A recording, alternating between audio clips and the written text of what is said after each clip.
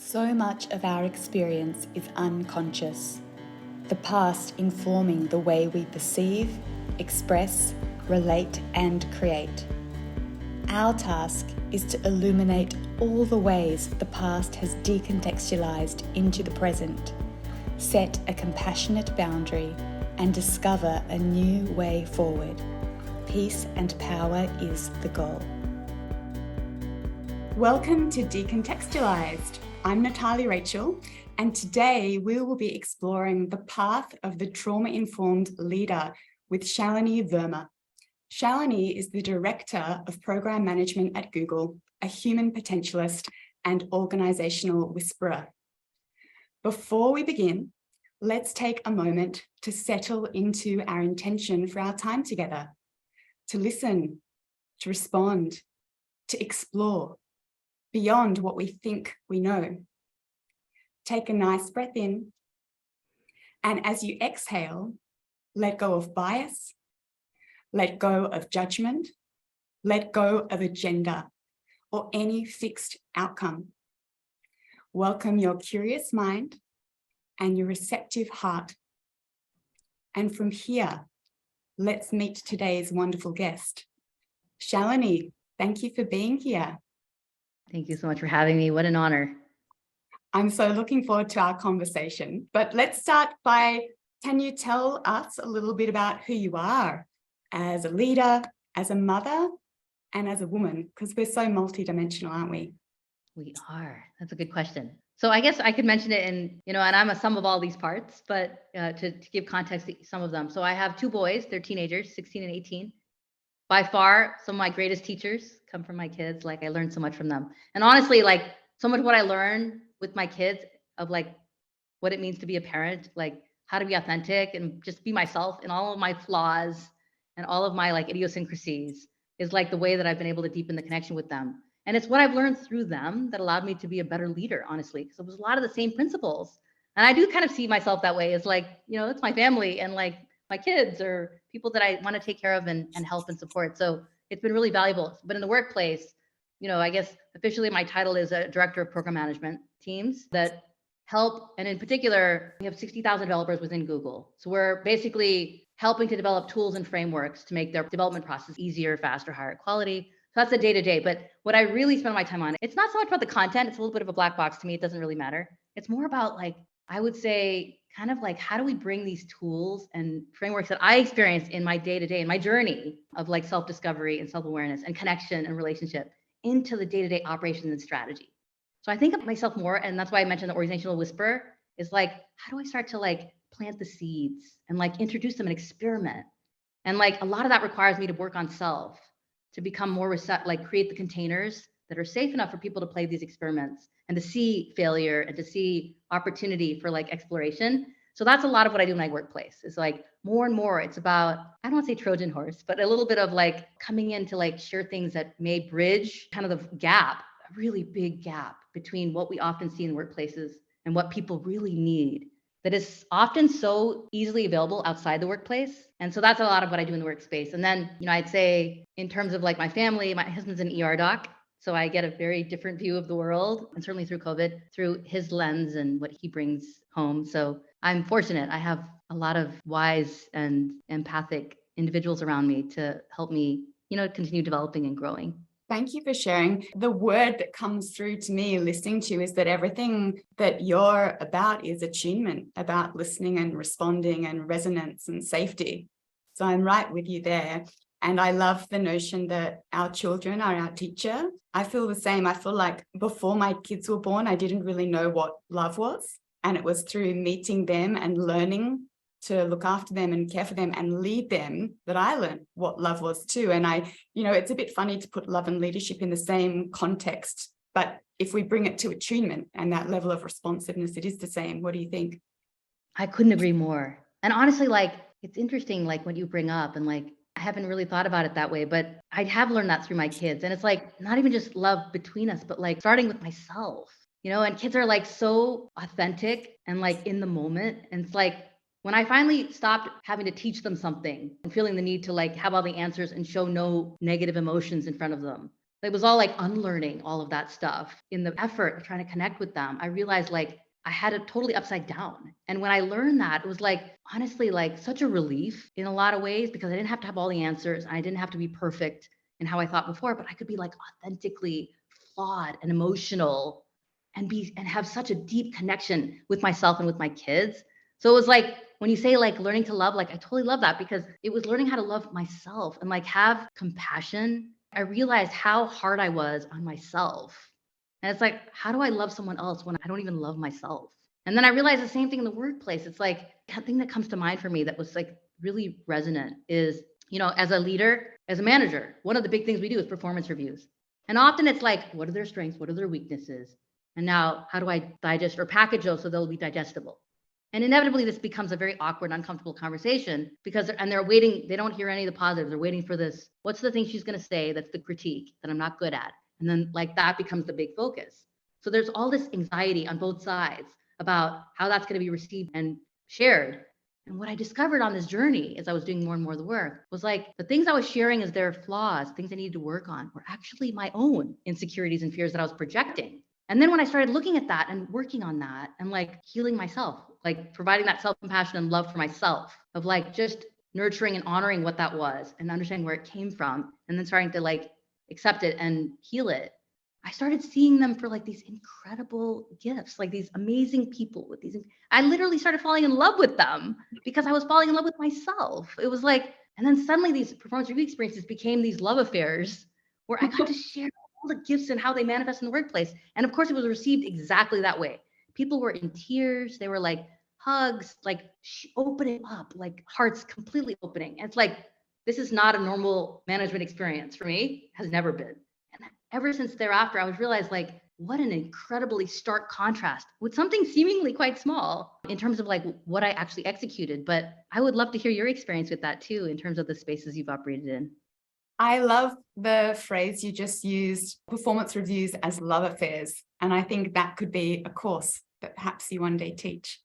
Gorgeous. Please write that down. I think something that I felt connected to when you were talking is the concept that when we allow the whole world to become this series of golden, compassionate mirrors, everything changes. So we see ourselves in others and we allow others to see themselves in us. But we can only do that when we've tapped into some kind of compassion, which your sharing began through the journey of motherhood. And I think, again, it comes back to attunement, without judgment, without bias. And something that I witness is so many of us, like you talked about for your team before you shifted to this new style of leadership, is it's like we're all hypervigilant, waiting to be shamed, waiting to be punished, waiting to be knocked down or excluded or told we're not good enough. And that inherent fear, and it's almost like anticipatory shame, we're just like waiting for it, that blocks us. And then it creates these dynamics where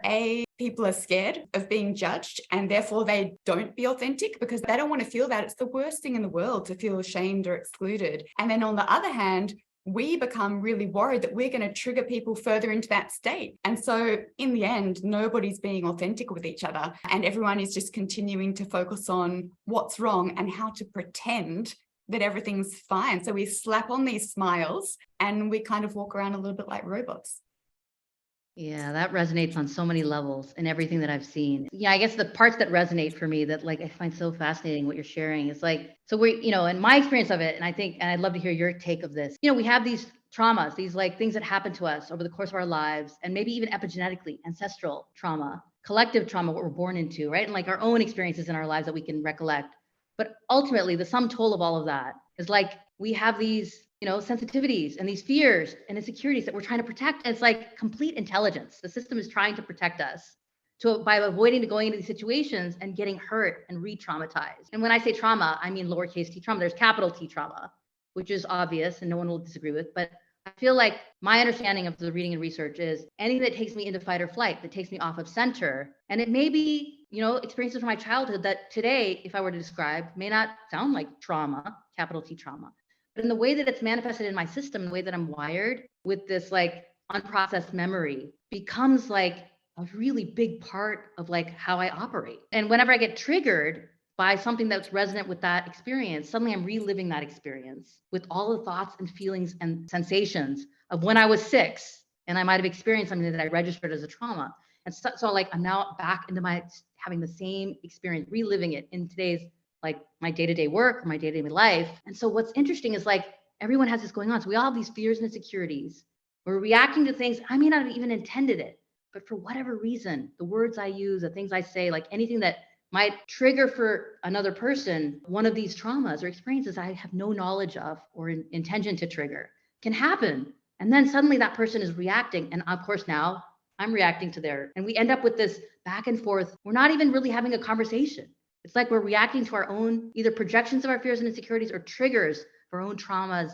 And so this becomes like what I've seen in the workplace, our day-to-day experiences. And those of us that are, when we go through this and we don't feel safe to be ourselves and to like share the vulnerability of what's happening and to even feel safe enough to reflect on these patterns of thought, feeling, behavior. And you propagate that. We're traumatizing each other consciously and unconsciously as self-defense mechanisms. So to your point, I don't want to get hurt. So I'm going to hurt you first, or I'm going to be real, whatever the self-defense mechanism might be. And it varies for individuals and what I've seen. And what's so beautiful as an opportunity, I think, for all of us is that the moment I started working on myself, and honestly through my kids, and then bring it into the workplace, and I was in a position of leadership, I had a team.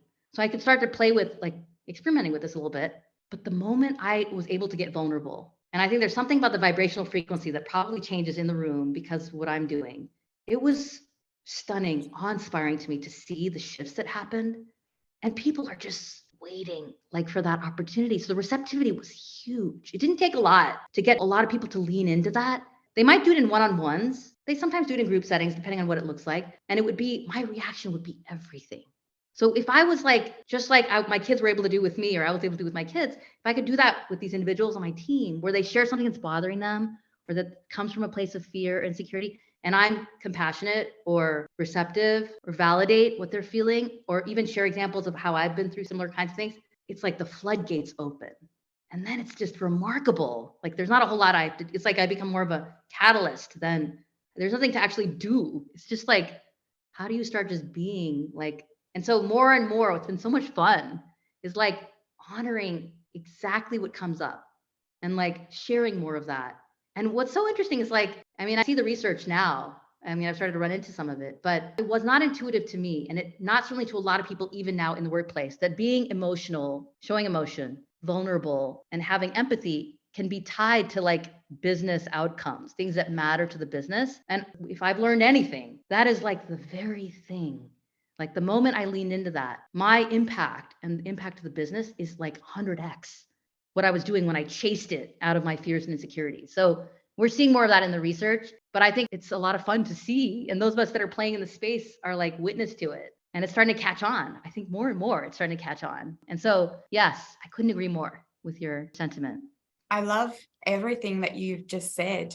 And I think the biggest takeaway is that our own healing and our own self-mastery has this incredible ripple effect. So just as trauma is kind of leaking and decontextualizing through relationships and dynamics, healing is as well. And I think the block for so many of us is that we are, as you said, either living totally from a reactive response to past trauma, or it's being triggered repeatedly. So either we're fully in survival mode and fully on the defense, or we keep going into it every time we're triggered. And I think our survival responses happen for a reason. They happen because we're not safe, but they also then become the very thing that block us from what we're craving, which is belonging, which is attunement, resonance, love, care. And so when you say it didn't take much for people to lean into it, it's because underneath all of our dysfunction, that's exactly what we are craving. And we just need to learn as leaders or facilitators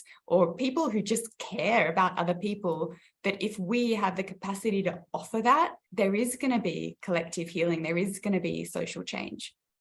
Tell me more about your experience of trauma, because this is the topic we connected on when we originally met. So I'd love to understand, how did trauma show up for you? What happened in your life to create trauma, and where did it show up inside the way you were experiencing, inside your family unit and inside your work? So before you got to the healing part, What did life look like?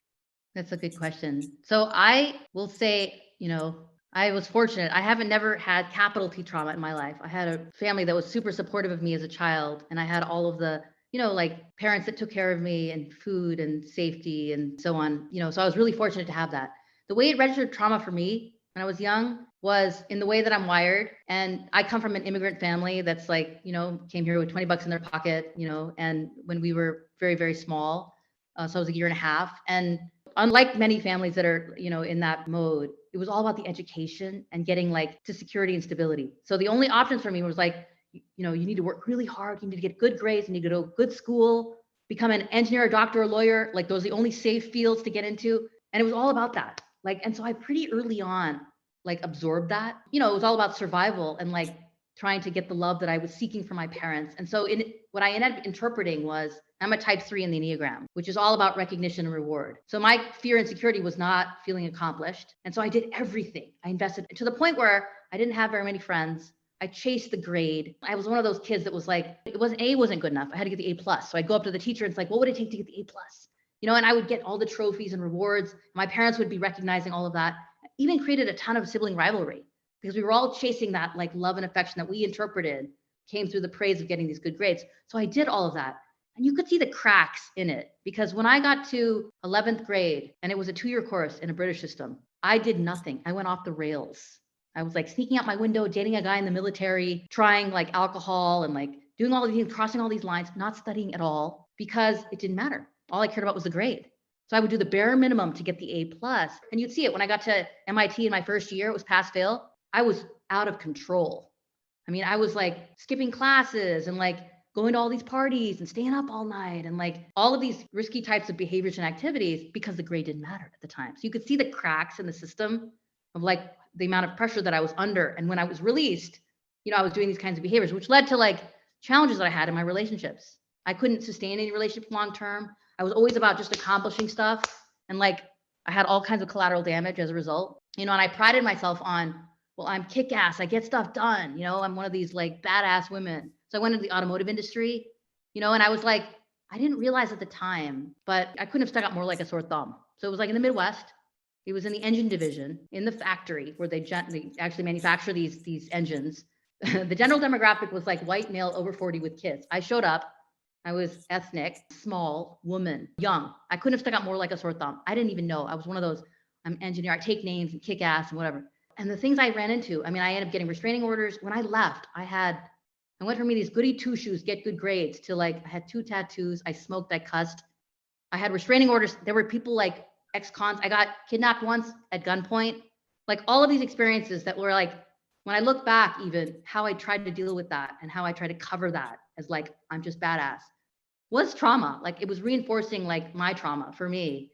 And so I wasn't really myself. I was a chameleon like type 3s are. Whoever I was around, I would be. I didn't even know who I was. I was like that woman in the movie. Was it Runaway Bride? She didn't even know what kind of eggs she liked. It was always the guy she was with. That's what I was like. I had no identity outside of chasing what other people thought I should be, to be what I thought they wanted for me to be successful, to feel successful, to get the recognition reward. And that's what my whole life revolved around. So I had no deep relationships, even with my husband. We had all kinds of issues. And, and then with my kids, I didn't connect with them. I checked all the boxes of what a parent is supposed to do, but I had no connections. When I came to Google and I hit rock bottom because they're all rock stars. So I wasn't a rock star, an obvious rock star anymore. It was like, you're a dime a dozen. So I wasn't getting that validation that I was seeking my whole life and used to getting. So I hit rock bottom and I was depressed. I got bordered on suicidal. I got very, very like down on like my inability to be successful. And I realized that when I looked at my kids, I was not even connected to my kids. They were 7 and 9 and I couldn't even lean into helping them. Like I was absent emotionally, mentally. I was just there physically.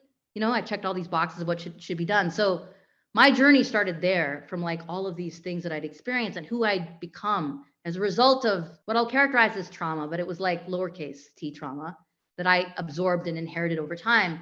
And, through that journey in the workplace, I mean, I ran into all kinds of issues that I tolerated, including sexual harassment, that like just made me feel smaller and smaller and put more of a mask and an armor around being this kick-ass, badass woman that gets shit done, that disconnects from emotion, except anger. Anger was the only emotion I acknowledged publicly. Otherwise, I had no emotion.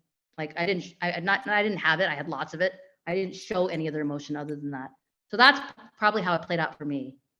There are so many things I want to explore in what you've just said. But the first thing is you said twice, oh, it's little t, it's not big T, it's little trauma. And I wonder what invites you to classify it that way, because when I'm listening, I'm like, that's some pretty heavy stuff you've been through. And so even if it began from, I guess, being an immigrant family and that huge drive to push and to succeed, how it spiraled and rolled and decontextualized got you into some pretty severe situations. You're talking about gunpoint, you're talking about sexual abuse and becoming, this very strong woman archetype, a tough woman, which I'm sure so many people can relate to. But that doesn't sound like little t to me. So one of the things we learn is that trauma is not about that past event or origin event itself. It's about the way it decontextualizes and rolls and becomes who we are. What do you think about that? I really love that. It is so true. I guess the reason I do it is that I want to honor and not dismiss people that have had what I would consider at least the physical event as far more traumatic than mine. So it's, I don't want to come across as this entitled individual that's like not appreciative of that, but I completely agree with you. Yeah, I guess my inquiry around it is, or my invitation to you is, I don't want you to minimize your trauma. I don't want anyone to minimize their experience because they're comparing themselves to someone who's gone through so much worse. And I think, again, that's something we tend to do. Oh, mine's not that bad. Other people have it worse. And therefore, I do not deserve the level of compassion or care or attention or attunement or validation for these past experiences or for what I'm going through. And I think that also keeps us like separate from each other, even though the experiences are different, the emotions that we go through and the blocks that we have to living a fulfilled, connected, peaceful, powerful life are the same. So I guess I just want us all to belong with and through our trauma and our healing, rather than move into this space of mine's not as bad, yours is worse, because I see that all the time. Do you see that? I do see that. And I've seen both sides of it. I've seen folks that have been through capital T trauma are offended even by others suggesting they've been through a similar kind of thing or have been through. So I think that's probably part of my sensitivity to it is like, when you think about whether it's, genocide or Holocaust or slavery or any of these things that have caused collective ancestral trauma that like still lives in the day to day. It's a little bit of like an honoring, I guess, of like the magnitude, at least visibly, of that. But I will completely agree with you. And Gabor Mate talks about this, which resonated for me. It's not the event that occurs. It's like how you interpret the event. So for me, when I go into the fight or flight, I'll give you an example of that. I've done all the mathematics you could like come up with because I was in science and engineering. But if I'm at a cash register and someone asks me a basic math question, I go into like crazy fight or flight. I can't even answer it. I always wondered like, what the hell is that? That's incredibly embarrassing. Like I'm supposed to be this great math whiz and I can't even do basic math.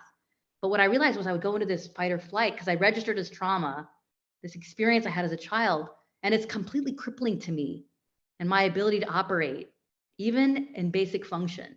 So it has very concrete experiences. And when I read Realm of the Hidden Ghost, I think it's called, by Gabor Mate, one of the things that struck me that you've talked a lot about that I love is this concept of attunement. And one of the things that he shared was essentially our ability to tune in to what someone's feeling emotionally and not discount or dismiss is in fact the thing that allows for that opening. So I try to do that for others, but I think you're right. I'm like, I've dismissed it for myself in an effort to create it for other. And in that vein, have maybe like actually contributed part of the problem that we see. Well, let's talk a little more about it, because this is something I see particularly in the rise of DEI, diversity, equity, and inclusion. So everyone's triggered all the time. And that's because everyone's holding their own trauma and people are presenting and triggering very similar experiences to the past. And of course, there's still a lot of trauma and exclusion and oppression going on in the present. But this trend that I see happening is that we're like, ooh, I better quiet myself or adjust my expression so I don't trigger others. And it's gone from very, finding very simple courtesy to we're telling each other we're not allowed to use certain words, we're not allowed to look at people certain ways. And to me, this just creates more cycles of trauma. It's just another expression of the same root, which is you are a threat to me or I am a threat to you. And now we all need to just change ourselves and pretend that we are not that anymore. And so what I want us to see is that we stop trying so hard not to trigger each other and we become curious and we attune to what is going on. So bring that curious attention and inquiry around the trigger. And my belief, and I've worked with this as a therapist, it's when we do that, when we make space for the trigger to lift and explore it through compassion and through non-judgment, that's when we move towards transformation. So we're no longer running from it. And again, it just creating another pretend reality where everything's wonderful. What do you think? Oh my gosh, I love it. And actually, the thing that I was thinking about as you were saying it was when I think about even in the workplace and with my team and like the relationship I have with like individuals on my team, what I consider evolution is like as they start feeling safe and they start opening, and we're sharing things and we're bringing our whole selves to the conversation. And what the evolution looks like, I consider the kind of the gold star, the aspirational point of leadership is when the person I'm managing can actually say to me, Shalini, when you said that or did that, it triggered me in this way, or it caused me to have this emotional feeling. And I can actually listen to that with curiosity and be like, well, that's interesting. I wonder what was going on there. Like, here's what was going on for me. You're right. I was feeling this strong emotion and I can't through my words. Like, I now see that. Or that's interesting. Like, this is what I was intending or feeling in the moment. What was going on for you? So we can actually have this conversation. To me, that's an evolution of the relationship when people feel not everyone gets there and not right away. And so what you're talking about that I think is interesting is, and I've seen this dynamic happen, and this is what's happening across the world. It's like suddenly we recognize trauma, we're creating space for it. So all these individuals that have had it, it's like more and more sensitivities. Like you can't say anything, you can't do anything. And to your point, we're recreating more and more trauma and we're becoming more isolated from each other. And meanwhile, and this is what I've seen in the workplace also, is suddenly I'm this super sensitive individual. No one can say or do anything without offending me. And it's like, and if I'm in a place where I feel insecure and there's a void, I haven't done the healing, I haven't acknowledged self or loved self enough and been able to do any of that healing, it'll be a completely unattainable, unfillable void. No matter what people say and do, I will be offended because it comes from here first. And what I started noticing for myself was, instead of trying to fix the whole world and get them all to change for me because the environment's bad and my boss is bad and everything's horrible and they're all mistreating me and they all need to change so that I can feel good about myself, I realized this was like a bottomless pit. And the moment I started working on myself and recognizing that, yes, there may be components out there, but a lot of it's my own reaction. And to your point about what you mentioned earlier, what I started noticing was the events can become increasingly traumatic in how they look. And I can be completely centered and at ease because I've worked on self. And so that's what I started witnessing, is that it's almost like equanimity. There can be a storm that I'm in, but I'm able to come right into center because I've healed myself and I've learned to tune within. So it's almost like we become like superpowers. We don't need the whole world to change for us. And inevitably, the ironic thing about it is the moment I did that, the world did change around me. Like people pick up that vibrational frequency and that vibe and my curiosity, because I'm not triggered. It takes two to tango.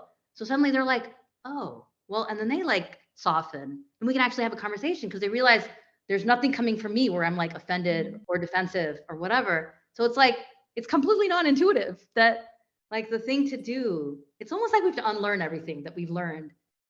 I think when we do a certain level of our own healing work and cultivate that peace and that power and that capacity for curiosity and containment in ourselves, what you're describing, I call it compassionate boundaries. So you can see someone's distress and dysfunction and their trigger, but you no longer react, so you no longer join them. And I think when we stop joining other people in their trigger and in that chaos, so we stop going into that ping pong and co-escalation, what happens is we become this beacon for safety and for people to also start to begin to see themselves. Because when both of us or multiple people are having these trauma responses or reactions, no one can see anything clearly. And I think when we come to this space where we're no longer triggered by someone's rage or fear or whatever it is that is coming up for them, and we have this sort of very clear energetic boundary of I see you, I hear you, but I don't join you, all of a sudden there's this de-escalation. And I also see there's this ability to see oneself more clearly and not turn the whole world into perpetrators. So something I commonly see with people who are sort of still in this recurrent triggering is that when they go into a trigger, everyone's a perpetrator. The whole world's out to get them. And I think if we can ensure we don't play into that, things shift pretty quickly. Yes. I mean, there's so many pieces here that I would love to respond to. I think one of the things that came to mind for me is, and I learned this when I did TRE, trauma release exercises. I got training in that. And then I heard recently from Thomas Hubel, who like talks a lot about the ancestral collective trauma. And this notion of the nervous system and co-regulation, and I'm sure you have a lot of insight in this that I'd love to hear about, but the thing that really struck me was, and I've experienced this now, is that as I worked on myself, everything comes back to that ironically, but as I worked on self and healed, what I started noticing was just my presence. It didn't even matter what I said. Words didn't even matter. People would suddenly move into more places of calm, and their reactions to me, I mean, to the point where people would just, these are directors and VPs, would start crying. I've never even met them before in a 30-minute conversation. I'd honor what came up to mind to ask them or share with them, and they would suddenly start crying or opening. And what I realized was, this happens with kids too. And there's an example that Thomas had shared in a session that I thought was so beautiful was, so if you have a child, let's say, that's having a rough experience or they think something that's bothered them, and you're like, you'll be fine. Don't worry about it. You'll be fine. You just distance them. But if you say like, come here, like, tell me what happened, then they're like able to come in and actually latch into your nervous system, even though theirs is agitated. And they can actually move to, like, they can calm. And then you can talk about it. Like, what's going on? Let's process it. It's almost the same notion that I think Dan Siegel talks about in Whole Brain Child, I think it's called, the book. But essentially, it's like when a child's having an emotional reaction, anyone, adult even, you can't meet them with a rational response because their cognitive function is diminished. But if you meet them with emotion, then you get them to calm and essentially co-regulate.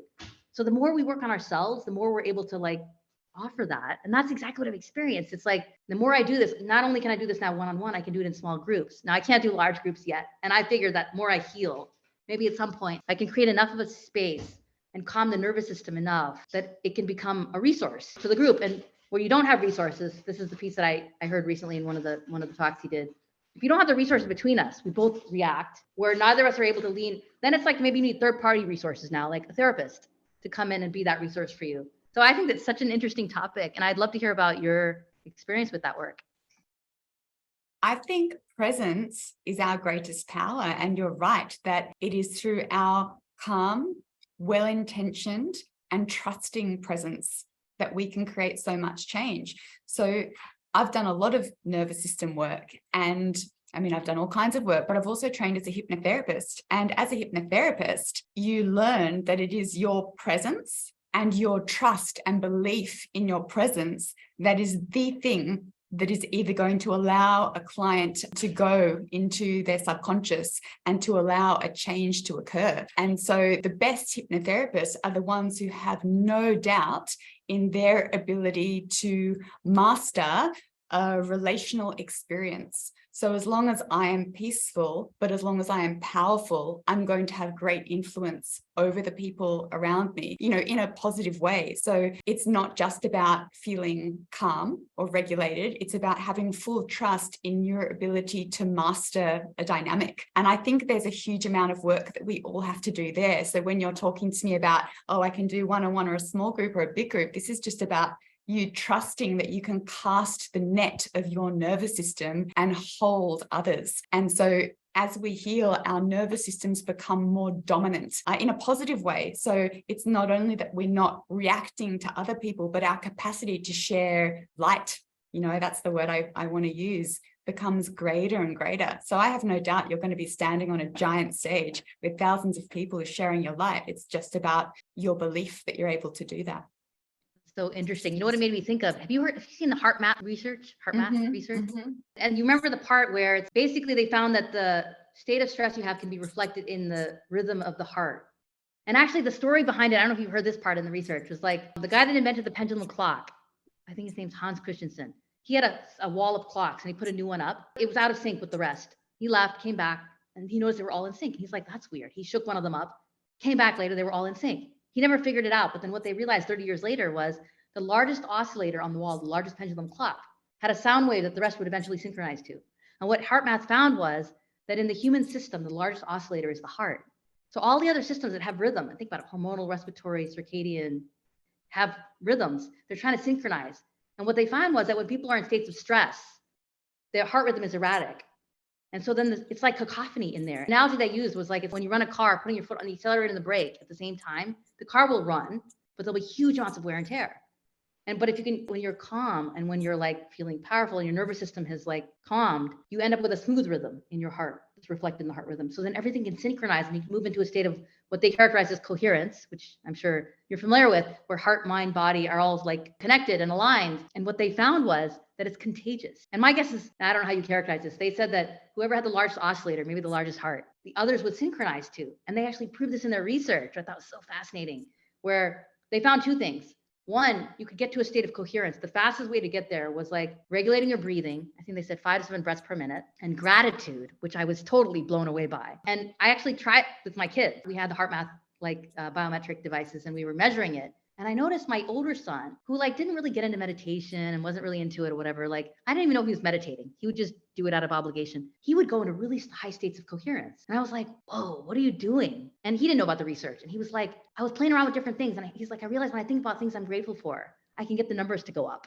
And I was like, that is awesome. And then what we tried as an experiment was, mine was I think the metric was 3 or 4. His was up at 11. So I stepped, and what they found was it's contagious. And so I stepped into his electromagnetic field. I stepped a little closer to him. I was maybe 10 feet away. I moved to 5 feet away. And mine rose just being in his presence. And so you think about whether it's spiritual leaders or other leaders in the world, business leaders even, who have that following or presence, and you realize you feel calm in their presence or you feel centered. You're basically they probably have this big heart because they've done this work. And so then your heart rhythm's aligning to theirs. So I think that when you think about groups, which is where I think things need to go, is in collective, in groups, peer to peer. I think the power of healing is powerful. You think about working on myself. This is what changed the game for me. Before I'd be I don't have time for that. I'll work on that later. I'll be fine. But then when I learned my state actually affects the neurological development of my children just because I'm in their presence, or my staff. It's I have direct impact and influence just without saying a single word. I am affecting them pretty significantly based on this research. So suddenly it's an opportunity for all of us to realize we can be beacons, like you said, of light if we choose. It's a total choice and it's a belief. But it's there is data now and research that shows us a glimpse of how powerful this actually is. I love that the data is catching up to what so many spiritual leaders have known for eons. And we are all influencing and being influenced all the time. So when we bring that to intention and in fact to the forefront, we have incredible power to create social change. So relationship is the root of the issue, but it is also the remedy to so many of our issues. And you were talking about how you move towards this greater state of coherence when in relationship, and I couldn't agree with that more. And I just think when we put relationship as front and center, and then whatever techniques we have, whether we are a leader or a therapist or just a friend, whatever our relating styles, if we wrap them all up and deliver them through this very intentional relational dynamic, so much change happens. And, when we're born, ideally, it's through connecting to our mother's heartbeat and her breath and her body that we learn this world is a safe place. It might feel a little bit scary, but I think I'm going to be okay here because there's someone that I inherently trust that is helping me to feel a little safer and I know will guide me. So essentially at this time in humanity, I think we're all learning how to reparent ourselves through these safe connections. And it sounds like you're doing that for your teams. How gorgeous. I love that. You know what I'd love to hear? I've been dying to ask this question of you. You've been a therapist and you've worked in this space for so many years. I've only started to dabble in it, honestly. What are the tools and techniques you find to be the most powerful for trauma, healing for yourself? Because a lot of people, they get what we're saying and they understand it and they want it, but then how do you even start? I stumbled upon it by falling into a hole and then climbing out and discovering these things on the way. Nobody showed it to me. It's nothing that I ever learned in parenting from my parents or from business school or in the workplace. I guess I'm just curious in your journey and with people you've worked with, what do you find to be the most powerful techniques? How would people start if they wanted? I think the first thing is understanding the context of trauma, because most of us do not understand that there is trauma coursing through our veins and also disrupting the way we perceive, relate, and express. And I think once we make sense of ourselves in the context of trauma, all of a sudden there is this dissolving of shame. Most of us are cloaked in shame. And that's why we put on these faces or protective external shells. So I think that's number one. We need to understand it. It'll cause this immediate softening. And one of the things that happens with trauma is that there's this sense of threat and exclusion going on all through us and the way we're experiencing the world. And sometimes we simply can't switch it off. And so I think one of the biggest things we need is to come into safe relationship. So if it's possible to be around people that make us feel safe, and some of us might not even know what safety feels like. It might be so elusive and unknown. So we need to learn that. That's number one. If we don't have access to someone that makes us feel safe, we can find other external resources. So it might be following people on social media or reading their books, or it might be using nature. In my early stages of healing, I had big T trauma, 1,000% big T trauma. And I was very sick and very dysregulated. I couldn't walk. My lungs were closing. I had bruises over my legs. I was in severe pain and I could not get out of it. I could find ways to cope a little, but I couldn't shift it. And after my very big breakdown, I started working with a shaman. And she was one of those sources of co-regulation for me, though back then I didn't have the words. And something as healers or facilitators or leaders that we want to do is we want to empower others to begin to create changes on their own. So they're not necessarily always reliant on someone else to help them to regulate. And so she offered me this exercise, which sounded a bit strange. At the time, I thought, oh my gosh, this is so weird. I don't want to do it. But I was like, I'm desperate. I'll give it a try, because that's how we get when we're in this rolling cycle of crap. Excuse my language. She said to me, Natalia, I want you to learn to tune into the heartbeat of the earth. And I just thought, what? And so she suggested that I lay down with my ear to the ground on the grass every day for 2 weeks until I saw her again, and try to feel the heartbeat of the earth. And so I thought, this is kooky, but I'm going to give it a go. And so I did. I lay down in my garden in Sydney, where I was living at the time. I felt so uncomfortable, and I could feel those very judgmental voices in my head. This is crap. She's an idiot. What are you doing? You're an idiot. And I was like, and then I had this conscious healing voice say, just stay with it. This woman is offering you something. So I stayed. And on the first 2 times, nothing. And I only stayed for a minute or 2. And on the third time, I stayed for about 10 minutes. And lo and behold, ba-boom, ba-boom, I could feel the heartbeat of the earth. So I was attuning to an external resource. And then I began to cry, and then my body began to soften and shake. And that was the beginning of me connecting to something outside of myself. So that sense of belonging. And so coming back to your question, if we're not able to regulate on our own, which many of us can't, we need to find another resource. Ideally, it's a human, but if a human's not available, there are other ways as well. And so once we begin to regulate, usually it's through that safety and that belonging that emotions will begin to come up and memories will begin to come up. And I think the next step is holding space for those. And there are so many different ways that we can learn to do that in different modalities, but it's a bit like we're creating a sacred bonfire to purify all of the stuff that's been held inside us and that's been changing the way we perceive and express. And when we empty that out and it's no longer inside us, our capacity increases. Then we can start to listen and explore more. And I mean, the journey continues, but that's where I think we all need to begin. Wow. Okay. So actually what this makes me think of, the thing I've stumbled upon in my journey was, I remember at one point, it was a few years back, there was a pretty traumatic event. There was a suicide. A friend of mine, his spouse worked in the corporate world, ended up committing suicide. And it was so traumatizing to me, like to just hear about it. And I was like, I'd heard from this director that was like, pretty highly regarded, that said to me, like, the company actually pays for 25 sessions a year for therapy. And my spouse and I didn't have any real major issues, but we were like, wow, they're paying for it. Let's take advantage of this. They started doing therapy, and he's like, we learned so much about each other and ourselves. And so for me, that was enough of a permission, because it was a credible source and like someone that destigmatized a little bit. I was like, I want to try that. You talk about having an external source, a resource, and therapists are so skilled at this, right? They know how to understand, they understand the emotional behavioral patterns, how to create safe spaces. They've done the work themselves. You can co-regulate, you can open, it's like third party neutral, and they can give you input and advice and so on. That became a real resource for me. And actually, I think there's so much stigma in the workplace around, or even in general, around having a therapist. I actually think my prediction for the future of work, one of them, is that will become destigmatized, and psychologists and therapists will become part of the day-to-day, what organizations need, what groups and teams need, what individuals need. So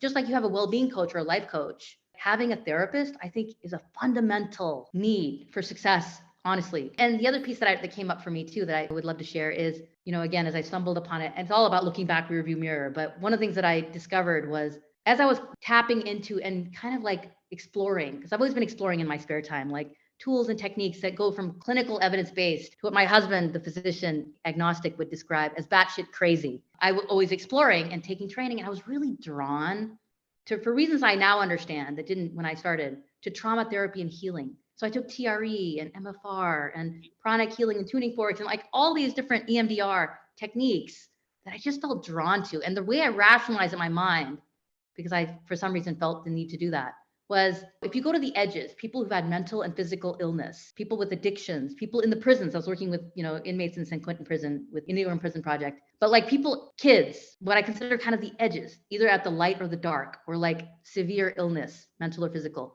The tools and techniques they've discovered and found to be helpful would take people like you and me, is what I would say, to peak performance, like flow states. So why reinvent that wheel? So that was kind of the way I rationalized it and tapped into it.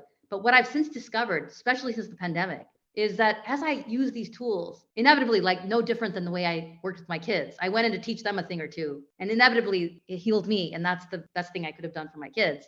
Was the same thing with these tools and techniques I was learning. And what I found was like, it would help me clear, like you said, like some of these traumas and like residual habit patterns and sanskars, unprocessed memories into my system and allow them to come out. And as that happened, now this happened unconsciously for me, but what I started observing was like the things I would say, it's almost like the information coming in gets distorted. Like we have all these sensors on our bodies. We know this now, even from research. Millions of transducers and sensors that are picking up all these signals and what people are feeling and thinking and doing in the environment and like all of these incredible insights.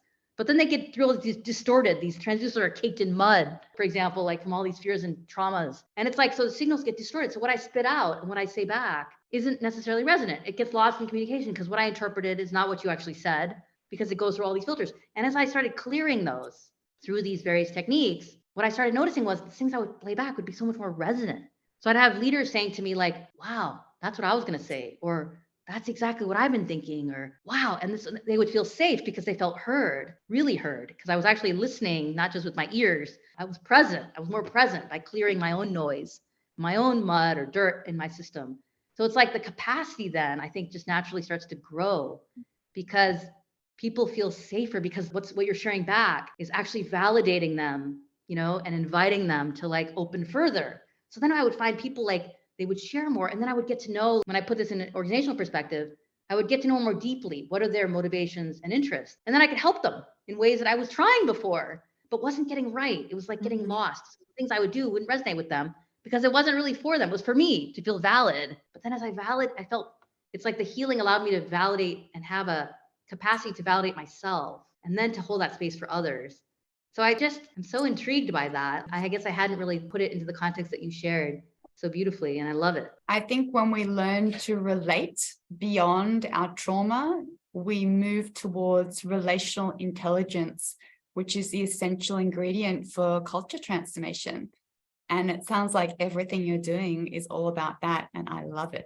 I feel like I could talk to you for a whole other hour, and maybe we need to arrange that. But I know we've been talking for a pretty long time and you've got a life to live. But before we finish, I want to ask you if there is one message that you would want to share with other leaders, what is it? And if there is one message that you would want to share with employees who are actually struggling with their own trauma, or a leader that doesn't get it, what is it? I think the advice for me now has been like the same across the board, which is my discovery through my experience is that working on self, healing self, honoring self is the key to everything. Whether it's like connection and resilience, and to like ability to connect in the workplace, like productivity, well-being, success, everything you might imagine and dream of, ironically comes from like honoring self. And the more that I do that, so it's like the message for me, honestly, and that I've like shared with others is that we basically, through our own experiences and maybe even ancestral, like epigenetic, have these filters and lenses and charges in our systems. And as we like honor self and find tools and techniques that resonate for us, that help us clear and heal and reflect, they start to reduce those and clear. And then what we discover, and this has been my experience, is like the magnificence that lies within, and the spark, or whatever you want to call it. It's so we start realizing like how incredible, like every one of us, like the capacity to love and to connect and to like be is. And it's like, that's contagious. So honestly, it's like any variation of the view that we are magnificent comes purely from having these lenses and filters and distortions that come from trauma.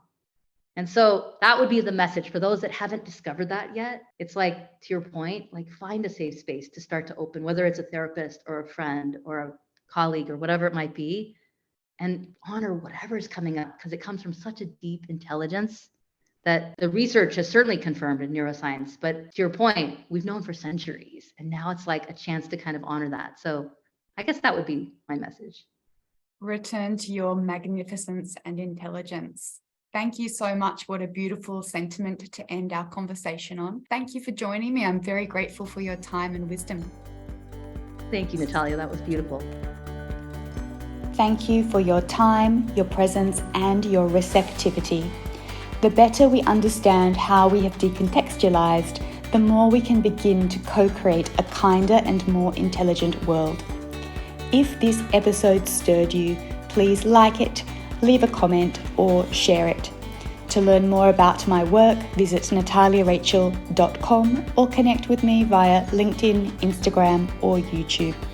For now, leaving you with intentions for healing and collaborative, innovative regeneration.